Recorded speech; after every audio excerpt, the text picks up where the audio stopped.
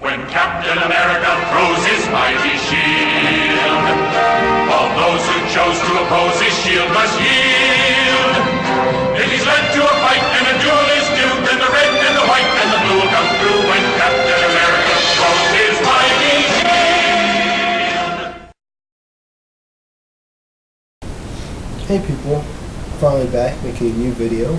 With the release of Iron Man 2, we're one step closer to the Avengers movie. So far things have been pretty good, with Iron Man, The Incredible Hulk, and Iron Man 2 all being pretty solid movies. The final two pieces to this puzzle are the Thor and Captain America movies. I've decided to make only a Captain America video, not a Thor video, for two main reasons. First, I don't know nearly enough about Thor to make a video giving my opinions and suggestions about how to make a Thor movie. And second, with Captain America being the leader of the Avengers, I feel that his movie is crucial to get right.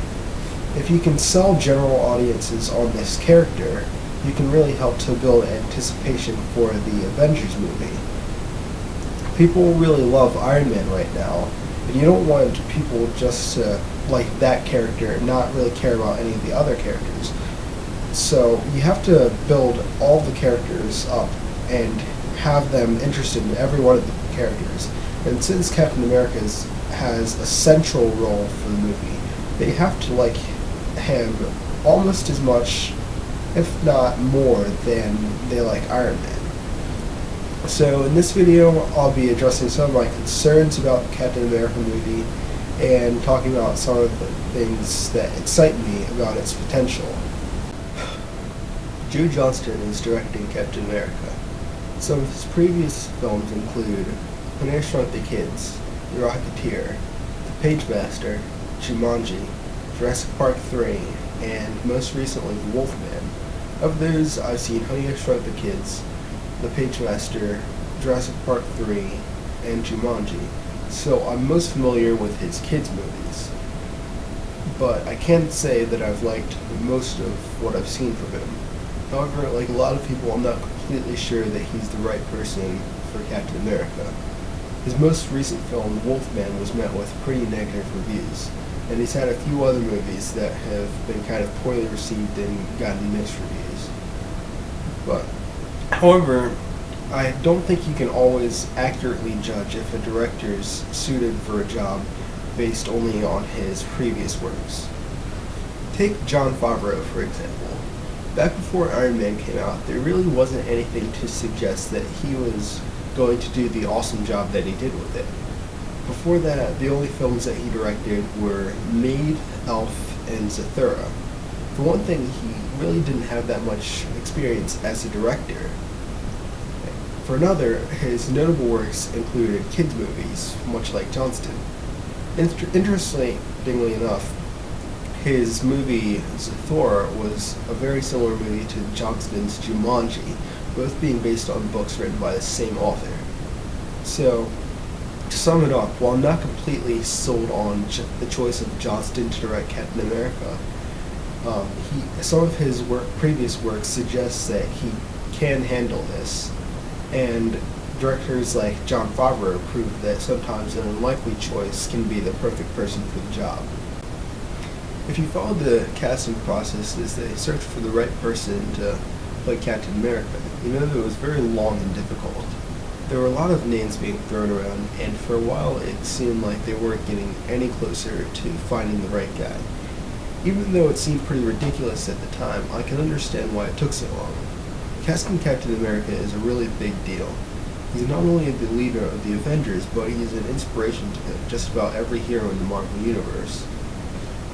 So in that sense, his role is more important than Tony Stark, Thor, or Bruce Banner. Besides just the overall importance of the character, Captain America is a difficult role to cast because of the different positions he's in and the movies that he's going to be a part of. In Captain America, the First Avenger, Steve Rogers goes from being this sickly, frail young man to this amazing soldier who's a symbol of hope to everybody in the army. He really bears the burden of being the only super soldier of what was supposed to be an entire army. So he has to find the confidence in himself while still trying to be strong and lift up everybody else around him. So I see the Captain America of this story as a guy in his mid-20s. The story of Captain America in the Avengers is pretty different. While he's already an established leader, he's a man out of time. Pretty much everyone and everything he knew is gone. So over the course of this movie, he has to learn to adjust to this strange, unfamiliar world while coming into his role as the leader of a team of superheroes. Both movies should have a theme of Steve Rogers kind of having to adjust to a new situation that he's placed in. However, when I think of the Captain America of the Avengers in the modern Marvel Universe, I think of him as an established leader and a role model. The way I see it, if you cast too young, you're ignoring the role he plays after he's thawed out, when he's a person that so many heroes look up to. If you cast too old, then you're ignoring the role he plays as the young man who really learns to become the hero that we all know and love. The long process came to an end when they announced that Chris Evans, known to us comic book fans as the Human Torch, had been chosen to play Captain America. I must admit that at first I was very apprehensive about the thought of Chris Evans playing Cap. I was really thinking, there's no way the Human Torch should be Captain America, because the characters are just so different. It wasn't just because of the Fantastic Four movies. Chris Evans just seemed to be an actor who was very suited to these funny, sly characters in general. If someone told me that they're remaking Star Wars and Chris Evans had been cast as Han Solo, I'd think that he was a pretty decent choice. Anyway, once I dropped the image I had of Chris Evans as the Human Torch, I realized that he's actually a pretty decent choice. First, he's got the right look and voice for the role, so once he dyes his hair blonde, he'll be a pretty good physical match for Steve Rogers. Second, he's actually a pretty good actor. Since I had this image of him in my head as the Human Torch, I decided to watch him in one of his more serious roles as a character named Mace in the movie Sunshine. After watching that movie, I'm more confident in his ability to take on a more serious role, and some of the scenes in the movie make it pretty easy to picture him as Captain America. Third, I think he's just pretty likable. The reason why so many of us picture him as the Human Torch is because he did a darn good job playing him. I don't think many people would disagree with me when I say that he was one of the highlights of both Fantastic Four movies.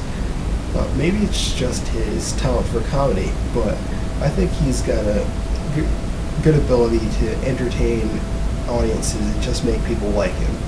So, all these abilities show that with the right script and the right direction, Chris Evans is capable of playing a really good Captain America. I have to say that I'm a little bit concerned about the way that he was chosen. He stated that he really didn't have to read for the role.